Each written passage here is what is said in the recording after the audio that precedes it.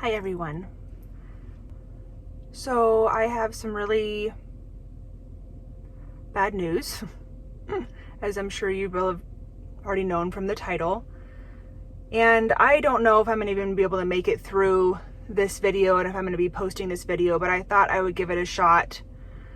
A couple days ago, we had to put my sweet Stellaluna girl to sleep.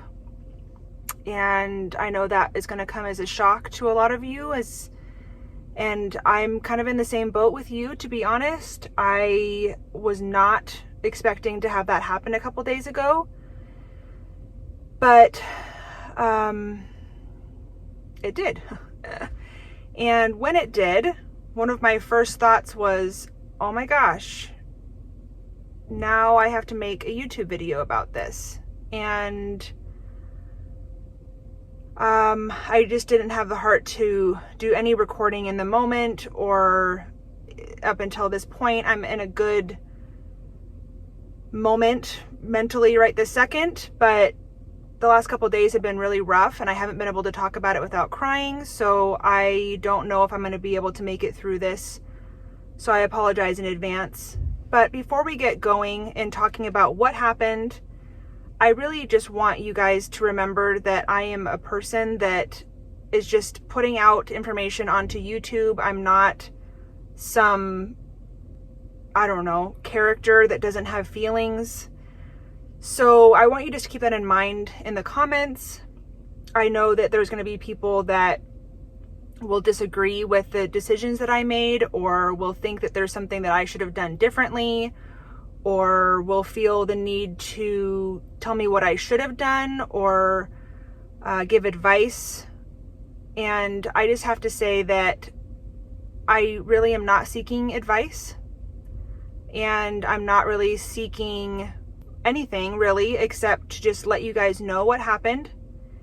And hopefully this can be something that other people can use for their benefit of their gliders and their families.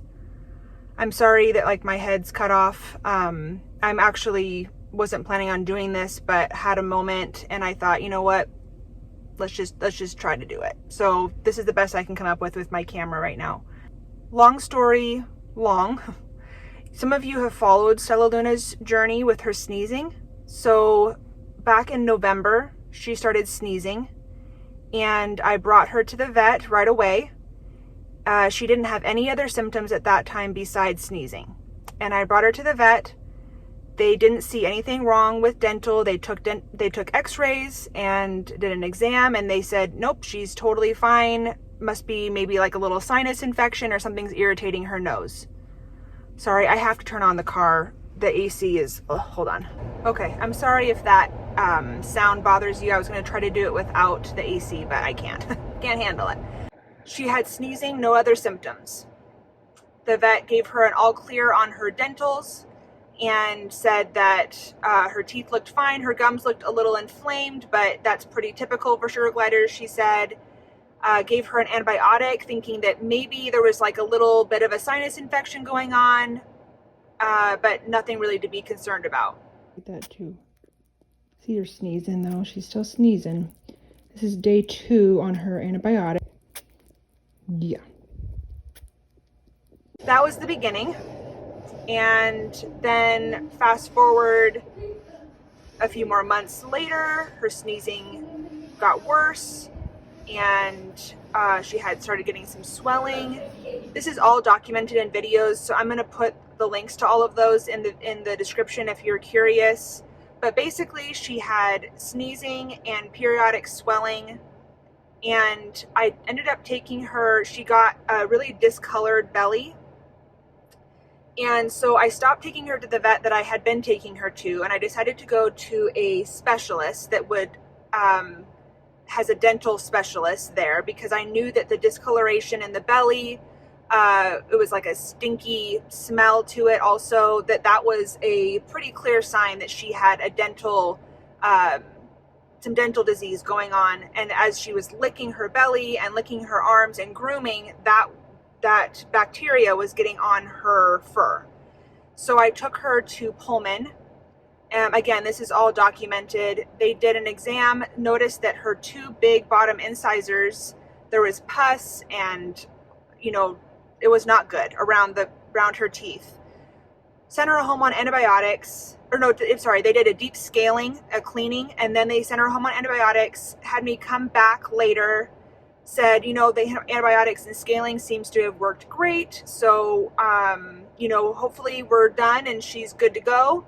So then a while later, symptoms started coming back again. The belly started getting discolored again, put her on antibiotics again. And then we went in and took 8 teeth out, 8 small teeth. The 2 big bottom incisors they tried to save because that's a major surgery. And then a month and a half or 2 months after that, symptoms came back again. Sneezing never really went away. It ebbed and flowed and got worse and better, but it never really fully went away. And at one point we were actually thinking maybe she was just sensitive to the cleaning supplies that I was using. So I changed all of that. That wasn't it. I got her a prescription for allergies. That wasn't it. So that was a little side note from back before. So I brought her back into the vet. They removed the 2 big bottom incisors. They were really hopeful that the surgery went well. They said there was some disconnection in the jaw, but that they thought that she would make a full recovery. Brought her in for her 3-week follow-up appointment. They said that there was still some gunk in the holes where the teeth were removed. They cleaned that out, wanted her to stay on antibiotics and see her again in 2 weeks. So now we're up to where I had her 2 weeks ago. So I brought her in for her second follow-up after her big lower incisors were removed, and they took her back for her exam. They called me, before I took her in, the weekend before, she was actually staying with a friend of mine that has gliders, and she noticed that because we were on a anniversary weekend getaway, and she noticed that there was some swelling in her kind of her upper jaw under her eyes that had pretty much dissipated by the time I got her. But, her face never, after surgery, never quite looked right. I mean, it was always some swelling and puffiness, but I was hopeful that that was just normal because she was still recovering from this major surgery.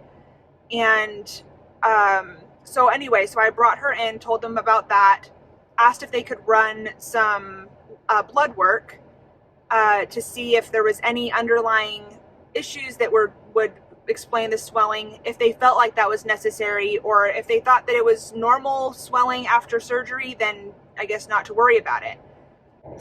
So I taken my son to a park, and they called me and they said that they had noticed that there was some upper teeth that didn't look great. Would it be okay if they extracted those if needed?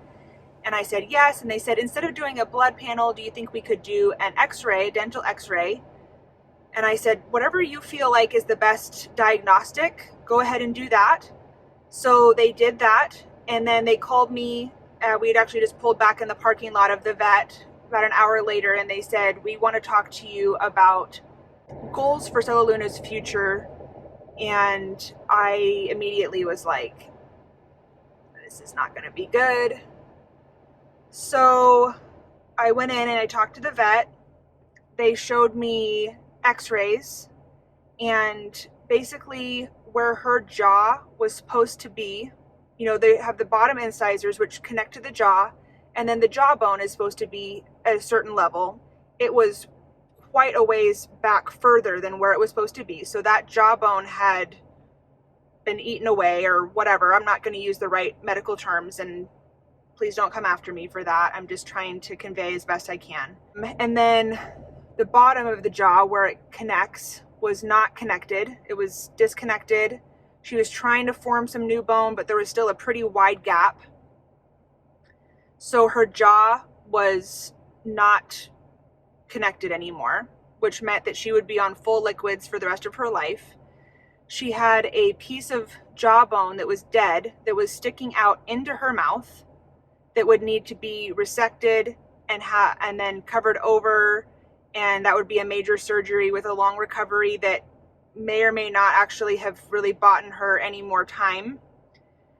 They said that her nasal passages had narrowed because of all of the inflammation and dental disease.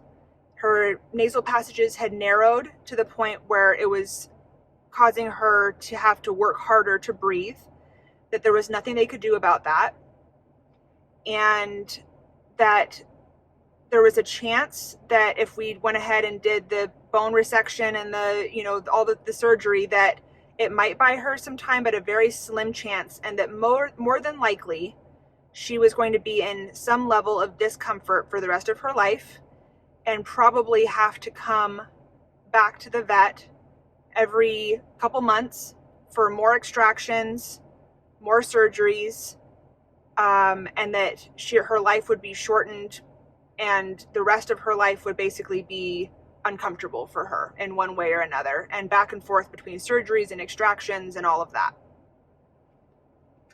So they said my only options really were either to opt for this surgery with the skin graft and the bone resection, or to put her down. And I was shocked, not expecting that at all. I mean, I brought my son with me. We were trying to make like a fun mother-son day out of this trip because it's like a 3-hour drive to get to this vet. Yeah, I was not expecting that at all. Tried to call some sugar glider friends of mine and they were not available at the moment. Tried to call my husband. He wasn't available at the moment. So I was just sitting there trying to make this decision. Prayed about it. My son, who is 8, was so impressive to me. He comforted me. He talked things out with me. He prayed for me a couple different times, prayed for God to give me wisdom and us to know what God wanted us to do. It was just the sweetest. Anyway, I can't tell you how proud of how proud of him I am.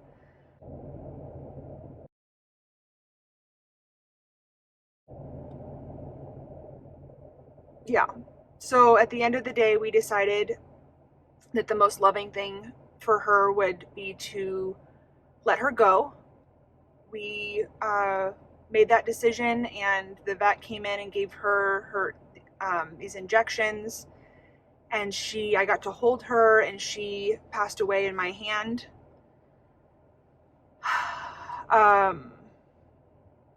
It doesn't even feel real at this moment. Afterwards, I contacted my friends, and they were so supportive and so sweet, and I'm forever grateful for them. And at that point is when we started thinking about, okay, does this make sense for this to really be a fully dental thing? It doesn't add up. And at that point, my friend was saying, maybe she had cancer. And so I called the vet back and asked about the options for a necropsy at that point. So at this time, I'm just a mess. I'm trying to hold it together for my son and trying to just process everything that just happened. Coming home without a glider. My favorite pet that I've ever had in my life. And that's saying something because I've had a lot of pets. She was my favorite by far. Anyway, in the moment when they were putting her to sleep, I did not think about getting a necropsy because everything that they were saying was basically saying that all of this was a result of dental disease. Keep in mind, I've always had her on a staple diet. I've always had kibble or monkey biscuits or some form of something for them to chew in the cage that was supposed to be good for their teeth, right? Not to say that when you do all those things that dental disease can't still happen. That's absolutely still a possibility. She could have just had a genetic predisposition for dental disease. I know I'm going to get people in the comments saying, well, you should have been feeding this diet or you should have been doing this. You know what? Respectfully, I don't need to hear that. I'll tell you what I'm doing moving forward. Not that it's really anybody's business, to be honest. I know I'm being a little snarky here, but I feel so, this is a very, very vulnerable video for me to make. Not only did I have to make the decision to put her down, but there's now questions about what led her to this point, and it's really difficult for me to put this out there to the world. So please just keep that in mind. So at this point, I decided, I called the vet back, asked what the options were for looking into, you know, if there was maybe cancer or like a resistant strain of bacteria that was just not fully getting cleared from her system. And they said that they would be happy to do a necropsy, but that at this point they'd put her in the freezer for a couple hours now, probably 4 hours, and that some of the tests would not be accurate at this time because of that.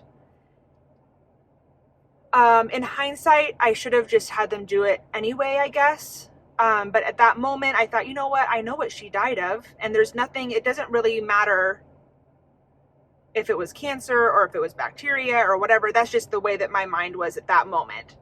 And so I chose not to do that. But in talking to other people and doing some research, I would say that there's a very high chance that she did have cancer. But I don't know that. And I will never know that, unfortunately. So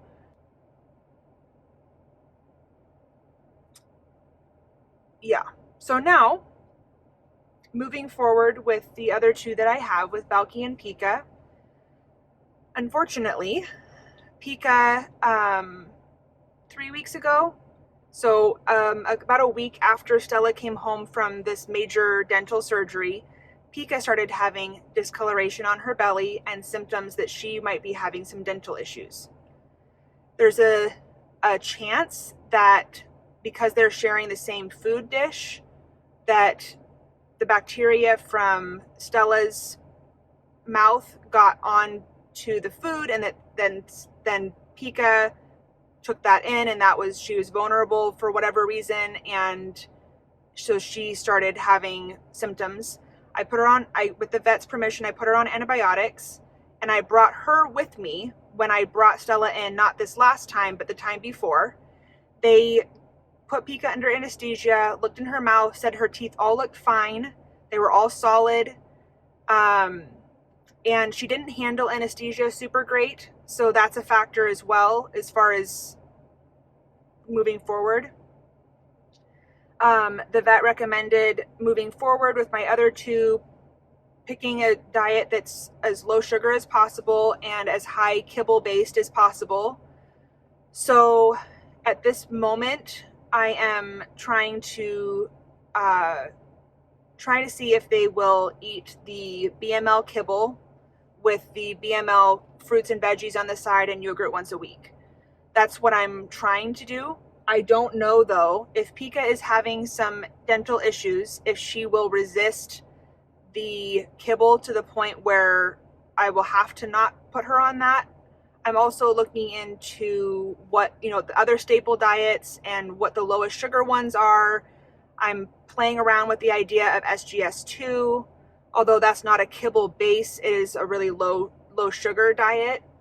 And I'm not doing that 100% because I think that it really is because of diet. So I'm doing that because I don't know. I don't know what mitigating circumstances led to Stella having to be put down. I don't know how much of it was genetic. I don't know how much of it was diet. I don't know how much of it was cancer. I don't know how much of it was bacteria. I don't know. So all I can do moving forward is make the best decisions for the gliders that I still have in my care as I can. And so I don't know, you guys. I don't know. And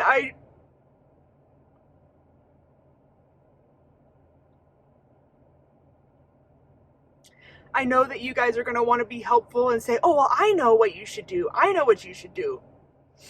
And I appreciate that. I appreciate the sentiment behind it. But I want you guys to put yourself in my position for just a second. And when you have hundreds of people giving you advice, that it's overwhelming. I can't take all of that advice in. And I can't apply all of that advice because it's all going to be different. So please just keep that in mind. I know that you guys want to be helpful. I don't know what I'm going to do, but I do know that I'm an intelligent person that is capable of making logical decisions. And at this point, I'm trying to follow the vet's advice as closely as I can, but still, veterinarians are not nutritionists. So the things that they recommend, they're looking through one filter. And I appreciate that filter, and I'm trusting my glider's health to that filter. So I want to do as much as I can to accommodate that, but I also refuse to do an all kibble diet. I refuse to buy exotic nutrition.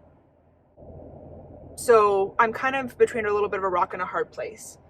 Peka, her undercoat looks great right now, but she is doing some things where sometimes when she chews, she opens her jaw really wide like this and kind of like I don't know if she's really pawing at her mouth or if I don't know.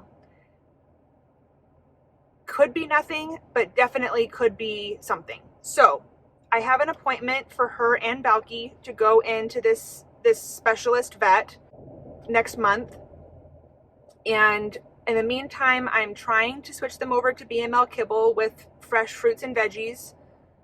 And I'm taking they also recommended taking a Q-tip with a little bit of baking soda and filtered water, and just a little bit of baking soda, like enough to make the water a little bit milky, but not a thick paste.